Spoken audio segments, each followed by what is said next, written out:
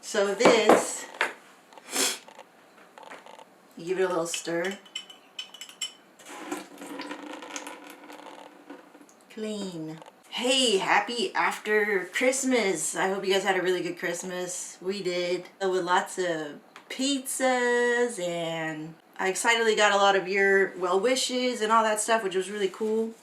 So I want to also give a shout out to you guys. There was a cool comment that here. This one is now for Jeffrey. Okay. Question has been bugging me recently is me roasting BS. A couple days ago I had a pour over from a shop in Tokyo. That's so cool.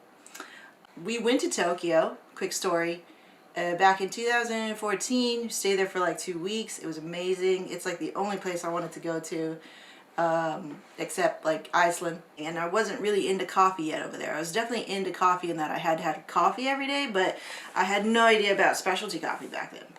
So that is cool. I really need to go over there and do it because the Japanese just do things on another level, don't they? Anyway, immediately I recognized it as one of the best cups I've ever tasted. I washed Yirgacheffe with a fairly mild acidity. It was super tea-like with notes of lemon curd and a touch of honey. Wow. The tea characteristics made it reminiscent of a geisha. Beautiful. Sounds wonderful. Can I ever make something that great at home as a home roaster on a 1 kilogram drum like a bullet? Are green coffees of that caliber out of reach for suppliers? No. Am I the limiting factor where the green is available, the machine is capable, but the kind of coffee magic requires a sorcerer of a roaster at the controls? Maybe. Is me roasting coffee BS? Bullshit. It's not like I have to censor myself. I mean, I'm still gonna stick with it, but maybe the quality coffee is beyond realistic for me. You know, that's really cool that you're able to very, very, very, very, very humble about yourself. But I think that's an honest and a really good question to ask of oneself as a roaster. Can I ever make something this great? You know, I don't know, you know, like, I think that's why we all do it, because we don't know. We want to. We strive for that perfect cup.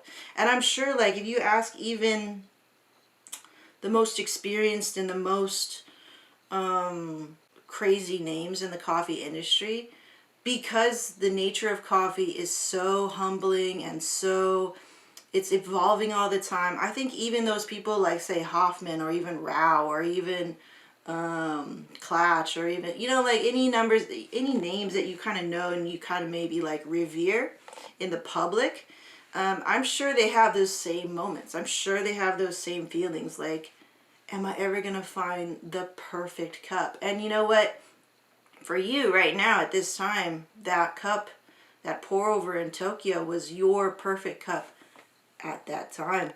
You have no idea what you're capable of in the future. We have no idea what's going to be available to us in the future. So we humans like to strive and, you know, kind of like reach for the stars. And I think that's what makes us human, because we want so much to reach that pinnacle, you know, and it's what drives us forward. It's kind of like what wakes us up every day, because we were like, ooh, maybe, you know, who knows, like, I'll be at the roaster, something cool happen, or I'll feel so on my game and so confident, and I'll make something taste really, really good or reminiscent of geishas or that cup in Tokyo or whatever it is. And I don't think I'm so conscious about this question, but because you asked it, it's kind of like brought it to the forefront of my mind. Am I ever going to make really good coffee? To me, like, it's one thing to have your coffee scored, maybe you send it to some SCA certified whatever or other, and maybe they score it like 90 something, right? But think of it this way, like, there's no coffee out there that's scored 100 points. So think of it like that. It's like everyone, no matter how crazy the green is, experienced the roaster is, we're all striving for perfection in some way, and we all define perfection in a different way, right? So that's fun. But I really love that you tasted something fantastic and it was for you 100 points. And you're going back home on your bullet roaster and saying, am I ever going to make 100-point coffee? And you're only, to me in the comment, from what I just see here, you're only looking at what you like, which I love that. Like, I love that, you know, you're comparing apples to apples, you know, per se. Like, you want to make coffee like that pleases you in that way. And I think that's really important to make note of. You know, you're not looking for some external validation to tell you that your coffee is really good, and you're relying on your own taste buds. So I love that. And yeah, you can get a really high quality green. It will cost you a lot of money. I don't feel that confident yet in that I will go and source geishas or geishas yet, so that I'll roast them here. Maybe I will roast them if I don't know, got a sample, like if I got a free sample, but I don't think I would actually spend that much. Maybe it's like maybe a pound or so and I could just try a little bit, but I don't think I would have the confidence to even source these really special greens yet, because maybe I'm not ready to roast that yet. And that's okay, right? I feel like you can still have a really good cup quality at home roasting for yourself if you can master the basics. There are so many like really simple, easily accessible, easily roastable, like that Ethiopia Yirgacheffe. Like, I find that if you, and this, like for example, the one that I get from Hasea is from the Archa region. And I'm sure there's like little farms within Yirgacheffe. So it kind of depends now, like you're now relying, us as roasters are now relying on the validity and efficacy of the importer. Right? So like Hasea is an importer, I'm trusting them to just provide me with green that is sourced really well, kind of checks all the boxes. Like, I find that they do that for me, and I just trust them to do all that stuff. So while you can get green from anywhere all over the world, and I get hit up a lot, like on my DMs or in my emails, they're like, oh hey, we source Ethiopia from wherever, a lot of places. I don't really know who they are, and I feel like if I don't know them as people, then I can't give them my trust completely, unless we start a conversation or something that's not just based in like, hey, we supply green, buy it from us. Like, that's a lot of times when I get in my DMs, I'm like, nah. The cup quality that you're talking about, it's not so unique, I think, to that. I think you can definitely reach it at home. You're on a bullet, you're at home, you're learning, just like me. And that's what it is. That's part of the journey. It's like having that North Star for you, for yourself, which is that cup in Tokyo, is like how to reach that, right? That tea-like body, okay. Like, you pointed out these notes so beautifully, which is like super tea-like, fair amount of acidity, notes of lemon curd, and a touch of honey. Like, that's beautiful. So what you can do as a roaster to sort of like attain these flavor notes that you call it, you know, a 10 or a 100 on your scale, right?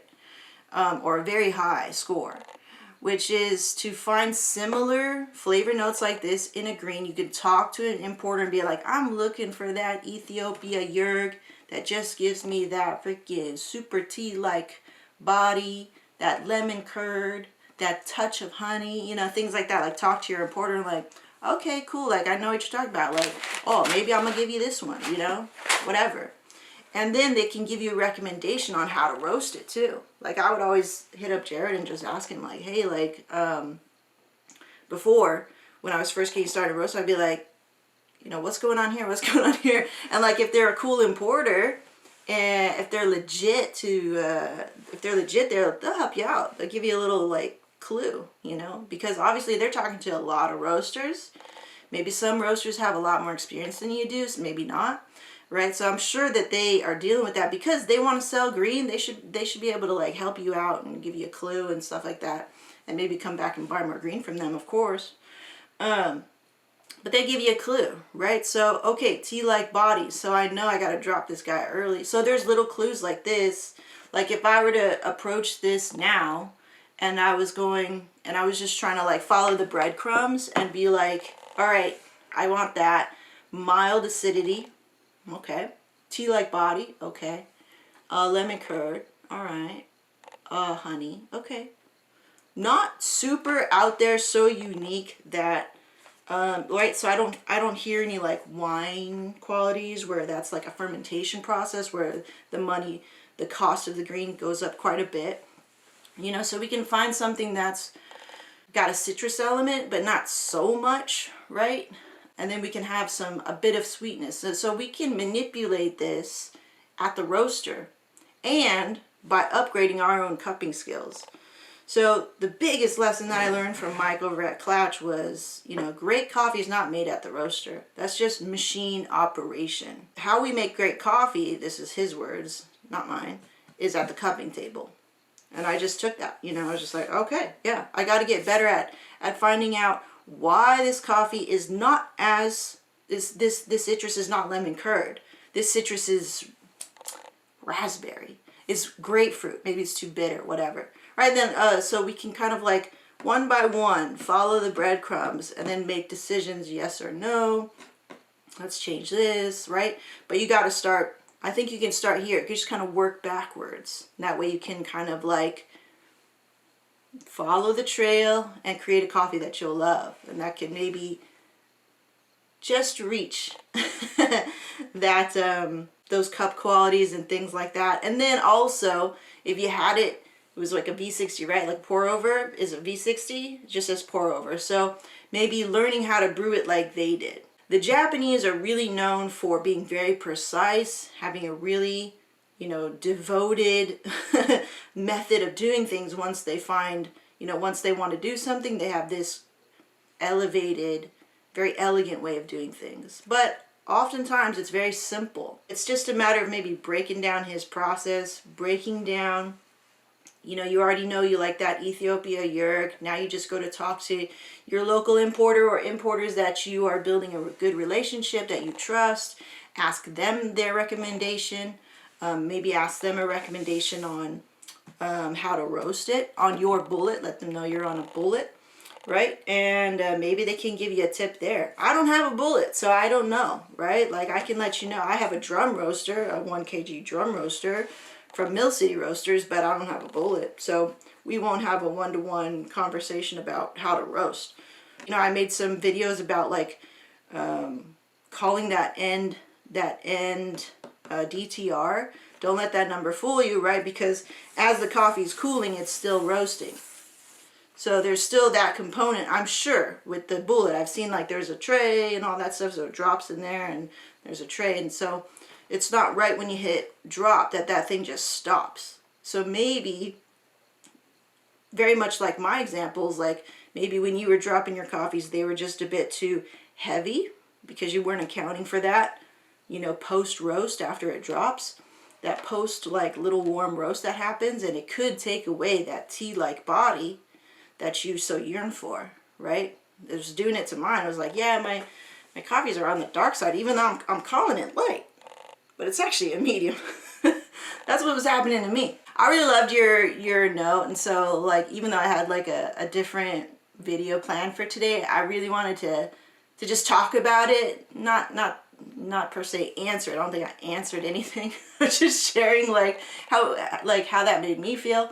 I think it was really kind of brave of you to say that and to say that to yourself and to put it here and let me talk about it. So yeah, that's what I would do, and I wish you luck, Jeffrey. So anyway, I hope you learned something from that. Comments and stuff, put them in the comments and we can continue the conversation there, or maybe in the next video.